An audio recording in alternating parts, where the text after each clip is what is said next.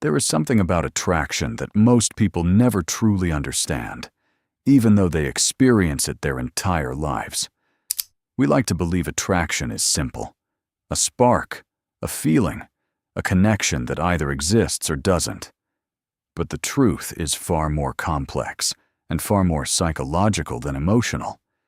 Because attraction is not just about who someone is, it is about what your mind does in their presence. And obsession is not love. Obsession is often emotional dependency disguised as connection. It begins silently, invisibly, without warning. One day, you are simply thinking about someone, and the next, you are thinking about them more than you think about yourself. So the real question is not who attracts you. The real question is why your mind attaches it all. Stay with this until the end, because once you understand the psychology behind attraction and obsession, you will stop confusing emotional intensity with emotional truth. And if you value deep psychological insight and real human behavior analysis, subscribe. Because here, we don't just talk about emotions, we decode them. Attraction does not begin with logic. It begins with emotional activation. The human brain is designed to respond to stimuli that create emotional shifts. When someone enters your life and triggers an unexpected feeling, whether comfort, excitement, curiosity, or uncertainty, the brain assigns importance to that experience. But importance is not always reality. It is perception. And perception is shaped by internal emotional needs, not external truth. This is where most people misunderstand attraction. They assume they are drawn to a person's identity, personality, or presence.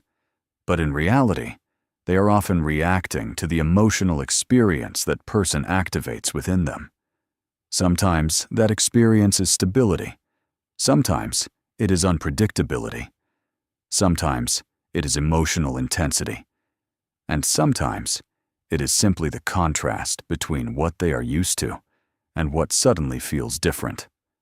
The brain does not always prioritize what is healthy. It prioritizes what is emotionally significant. And emotional significance is often created through disruption, not stability. This is why attraction can form rapidly in situations where emotional contrast exists. The brain registers contrast more strongly than consistency because contrast creates attention. And attention is the first step toward attachment. But attachment becomes obsession when attention turns into repetition. When the mind begins revisiting a person repeatedly, it is not always love or connection. It is often the brain attempting to resolve emotional uncertainty. The human mind dislikes incomplete emotional patterns. When someone creates emotional impact but does not provide clarity or closure, the brain continues processing that experience internally. This creates a loop. Think, analyze, revisit, imagine, repeat. And repetition strengthens neural pathways. The stronger the pathway becomes, the more automatic the thoughts become. This is why obsession does not feel like choice. It feels like mental repetition that you cannot control. Attraction becomes obsession when imagination replaces interaction. When real communication is limited or inconsistent, the mind begins constructing its own version of reality. It fills emotional gaps with assumptions, expectations, and imagined scenarios. And slowly, the person is no longer being perceived as they truly are. They are being perceived as a mental reconstruction created by emotional need. This is one of the most powerful illusions in human psychology, because you are no longer attached to a person. You are attached to a mental version of them that exists inside your emotional system. There is also a deeper psychological mechanism involved: dopamine conditioning. The brain releases dopamine in response to reward. But when reward is inconsistent, sometimes present, sometimes absent, the brain becomes more engaged, not less. This is known as variable reinforcement, and it is one of the strongest drivers of psychological attachment. Consistency creates calm attachment. Inconsistency creates emotional fixation, because unpredictability keeps the brain searching for resolution. Every message, every silence, every moment of attention or withdrawal becomes emotionally significant. The mind begins tracking patterns, and in tracking patterns, it becomes emotionally invested. This is why people often become more obsessed with emotionally unavailable individuals, not because those individuals are more valuable, but because unpredictability increases cognitive and emotional engagement. The brain mistakes uncertainty for importance. Another major factor in attraction is projection. Very rarely do people see others objectively in the early stages of attraction. Instead, they project internal emotional needs onto them. If someone feels lonely, they may project emotional comfort. If someone feels unseen, they may project validation. If someone feels emotionally deprived, they may project safety or stability. This means attraction is not only about the other person, it is also about what is missing within the observer. And obsession begins when projection becomes attachment. Because at that point, the person is no longer seen as an individual. They are seen as emotional relief. So letting go does not feel like losing a person. It feels like losing emotional stability. At this stage, the brain becomes protective of attachment. It resists detachment because detachment feels like emotional loss, even if the connection is not truly stable. There is also the role of self-worth in attraction psychology. When self-esteem is low, external validation becomes more powerful. Even small amounts of attention can feel emotionally amplified. The brain assigns greater emotional weight to validation because it is compensating for internal emotional gaps. This creates imbalance, and imbalance leads to dependency. At this point, attraction is no longer mutual emotional exchange. It becomes internal emotional fixation. The mind begins prioritizing thoughts about the person over personal emotional regulation.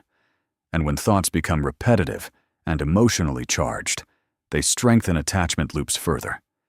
This is where obsession stabilizes, not as a feeling, but as a psychological pattern. There is also an important contradiction in human attraction: the push and pull effect. When someone is emotionally available, the brain often relaxes interest. When someone becomes distant, interest increases. This is not emotional logic. This is evolutionary psychology. The brain is wired to pay more attention to uncertainty because uncertainty signals potential importance in survival-based environments. In modern emotional systems, this translates into overvaluation of inconsistent behavior. What is unpredictable becomes mentally amplified. What is stable becomes emotionally under-registered. And this distortion shapes attachment intensity. Another critical element is emotional reinforcement through memory. The brain does not store all experiences equally. It stores emotionally charged experiences more vividly. So moments of emotional intensity, whether positive or negative, become disproportionately powerful in memory. This is why brief interactions can create long-lasting emotional impact. The brain replays emotionally significant moments, not because they are frequent, but because they are intense. And repetition of emotionally intense memory strengthens attachment pathways even further. At a deeper level, obsession is not about desire alone.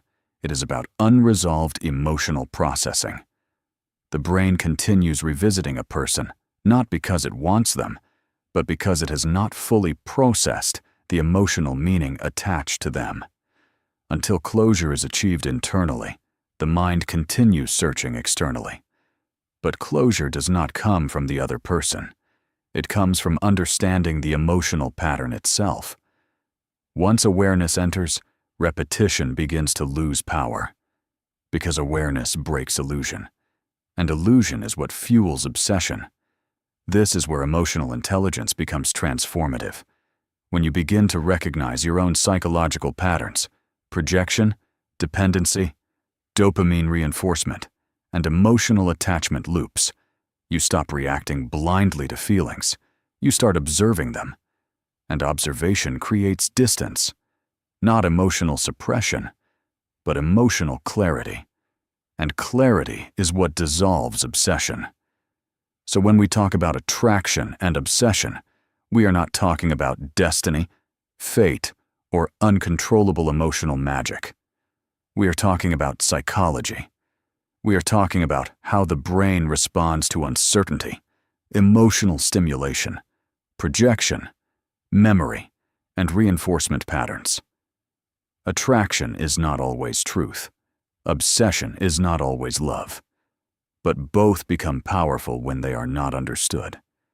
Because what you don't understand about your emotions will eventually control them. And what you understand, you can finally regulate. So the next time you feel deeply attached to someone, pause and ask yourself one honest question. Am I truly connected to this person?